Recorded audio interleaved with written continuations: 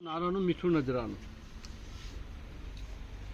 બોલ દેડો થોડા શબ્દો મગફળી વિશે શેકેલી મગફળી વિશે. મીઠું નજરાનું શેકેલી ગેસ સર મીઠું નથી કાશ એનો ગેસ થાય તા મોણો ગેસ થાય ત્યાં બધો ગેસ થોડા થતા જ્યાં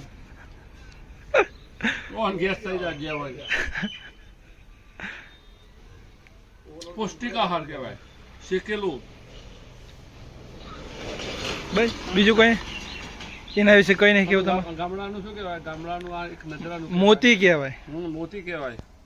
કાજુ આ- બદામ ગામડાનું બદામ બદામ તો મગફળી કહેવાય ને આ તો શેકેલી બદામ, શેકેલી સિંગ બદામ મગફળી હે કેટલી લેવાય શું હો હા પછી ના યાર કોક લેવું પડ 10 રૂપિયા વિડિયો ઉતારવા થઈ તા બરોબર ને આવજો મારા વિડિયોમાં ચમ નહીં મજા આવતી શરમ આસન હા શરમ આસન કાજી શરમ આસન આજુ કે YouTube પરિવારના આપ સૌ મિત્રોનું આજના અમારા નવા વ્લોગમાં સૌ લોકોનું હું દિલથી સ્વાગત કરું છું.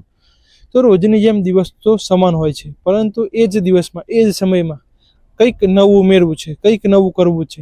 એ જીદ સાથે મેં રાત્રે જ લગભગ 5 વાગ્યાનું એલાર્મ સેટ કરી દીધું હતું. તો સવારે 5 વાગે ઉઠી મારી જે દૈનિક ક્રિયા હતી તે પૂરી કરી ત્યારબાદ બ્રશ કરીને જ જાઉં છું. તો બ્રશ કરી હું લગભગ 5:30ની આસપાસ વોકિંગ માટે નીકળી જાઉં છું. તો હાલ પૂરતું થોડુંક વોકિંગ ઉપર જ ધ્યાન આપીશ, કારણ કે ઘણા સમયથી મેં જે પ્રેક્ટિસ નથી કરી, તો થોડુંક વોર્મઅપ થશે તો તેમ સેટ થઈ જશે. તો ત્યારબાદ હું નીકળી જાઉં છું. તો આપ જોઈ શકો છો કે ગામમાં કોઈ વ્યક્તિ જાગતું નથી હોતું. તો આપણે પણ આપણા સપના પૂરા કરવા માટે વહેલા જાગવું પડશે, સાથે મહેનત પણ કરવી પડશે, અને થોડીક નહીં ખૂબ અને પુષ્કળ મહેનત કરવી પડશે. તો ત્યારબાદ હું મારું વોકિંગ પૂરું કરી મારે એક ફિક્સ પોઈન્ટ નક્કી કર્યો છે. તો ત્યાં મારું જે સ્ટેન્ડનું સેટઅપ હોય છે તો તે મૂકી હું વોર્મઅપ માટે લાગી જાઉં છું. તો વોર્મઅપમાં મેં અમુક એક્સરસાઇઝ નક્કી કરેલી છે. આ 5 થી 6 એક્સરસાઇઝ મારે કરવાની. તો સ્ટ્રેચિંગ તેમાં ખૂબ જરૂરી છે, કારણ કે આપણે જે આખો દિવસ કામ કરતા હોય તો તેના કારણે શરીર અકળી જતું હોય છે. તો તેને રિલેક્સ કરવું પણ ખૂબ જરૂરી છે. તો તેના કારણે હું સ્ટ્રેચિંગને ખૂબ મહત્ત્વ આપું છું. ત્યારબાદ થોડીક સોફ્ટ એક્સરસાઇઝ કરવાની, તો જેના કારણે મારા પગ ખુલશે અને જે રનિંગ માટે પણ ફાયદાકારક છે. તો બધું એક દિવસ કરવું એ જરૂરી નથી, થોડુંક ઉમેરતું જવાનું, કારણ કે એક સાથે તમે જો શરીરને લોડ આપશો તો તમને અને સાથે તમારા કામની પણ અસર પહોંચશે. તો તેના કારણે તમે ધીરે ધીરે કોઈ પણ વસ્તુ કરતા જાઓ. તો તમે જોઈ શકો છો કે મારા એડિટિંગમાં પણ હું ઇમ્પ્રુવમેન્ટ લાવી રહ્યો છું. તો ઘણી વસ્તુ હું નવી શીખી રહ્યો છું. સાથે યુટ્યુબ ઉપરથી આપણને ઘણી બધી નવી માહિતી મળશે, અને જેનો ઉપયોગ કરી હું મારું જે એડિટિંગ છે તે સુધારી રહ્યો છું. તો આમ એવું નથી કે બધું એક દિવસમાં સુધરી જશે.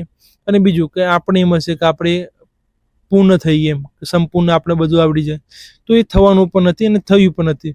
આપણને અધૂરા જ રહીશું, અને અધૂરા રહીશું તો કંઈક વસ્તુ તમે નવી શીખતા રહેશો.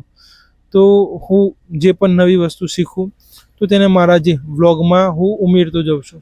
તો જેના કારણે મને ઘણી પ્રેક્ટિસ થતી હોય છે.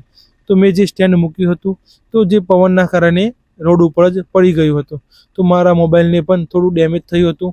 હું સમજ્યો કે મોબાઈલ ગયો, હવે નવો મોબાઈલ લાવવો પડશે, પરંતુ ભગવાનની દયાથી મોબાઈલ સારું હતું અને ચાલુ હતું.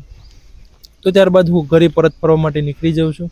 તો સાથે રોડ ઉપર આવતા લીમડામાંથી લીમડાનું દાંતણ લઈ લેવાનું, કારણ કે તે પણ ચાવવાથી આપણા જડબા મજબૂત થાય છે. તો ત્યારબાદ હું ઘરે આવું છું. તો સીધું નહીં ધોઈને જ દુકાને જવાનું નક્કી કરી લીધું હતું.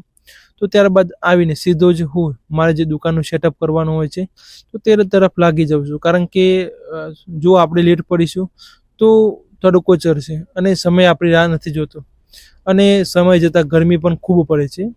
અને લગભગ 9 વાગે પણ આપણે એવું લાગે કે બપોરનો 12 વાગ્યાનો તડકો પડી રહ્યો છે. તો તેના કારણે ફટાફટ દુકાનનું સેટઅપ કરી દેવાનું.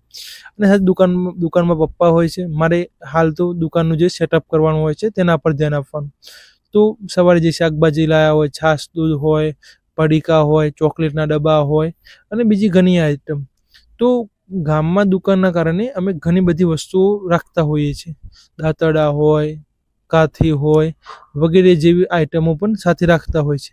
તો તેના કારણે તેને ગોઠવવી ખૂબ જરૂરી છે. કારણ કે કોઈ પણ વસ્તુ તમે પ્રદર્શનમાં નહીં મૂકો અથવા બતાવશો નહીં તો તેના વગર એ વસ્તુ વિકાશે પણ નહીં. તો તેના કારણે વસ્તુ બહાર કાઢવી પડે છે. તો આજે શનિવાર હતો, તો ભેરુનાથ નમકીન જે પ્રાંતિજનું એક પ્રખ્યાત નમકીન છે, તો તેને ગાડી શનિવારે આવતી હોય છે. 2 દિવસ આવે, શનિવાર ને મંગળવાર. તો શનિવારે આવી હતી, તો ત્યારબાદ તેને માલ ચેક કરી મારે જે જોઈતું હતું તે તેના પાસેથી લઈ લીધું હતું. તો પપ્પા જે પ્રાંતિથી સામાન લાવ્યા હોય છે તો તેને ચેક કરી લઉં છું. ત્યારબાદ હું જોઉં છું કે મમ્મીએ જે ગુંદા મંગાવ્યા હતા તો તે આવી જાય છે. તો મમ્મી તેનું સરસ અથાણું અને શાક બનાવે છે. તો મેં તો ગુંદાનું અથાણું અને શાક બંને ટ્રાય કર્યું. આપ પણ જરૂર ટ્રાય કરજો, કારણ કે તે આપણા શરીર માટે ખૂબ લાભદાયક છે. અને એટલામાં સાંજ પડી જાય છે, તો પ્રાંતિજથી જે અર્નિશ એજન્સીમાંથી અમારે સામાન આવતો હોય છે તો તેનો સામાન આવી ગયો હોય છે, તો તેને ચેક કરી લઈએ છીએ. એટલામાં સાંજ પડી જાય છે, સાથે ગ્રાહકી પણ ખૂબ પુષ્કળ હોય છે. તો તેના જે લિસ્ટ આવ્યા હોય તો તેને સરસ ચેક કરી આલી દઈએ છીએ અને એક દિવસનો સરસ સુખદ અંત આવે છે. તો આપ મિત્રોનો પણ ખૂબ ખૂબ આભાર અને આવો સપોર્ટ મને કરતા રહેજો. અને જો વિડીયોને લાઇક ન કરે હોય તો લાઇક કરજો, અને આપણા વિડીયો ગમ્યો હોય તો જ લાઇક કરજો, ન કે ન કરતા.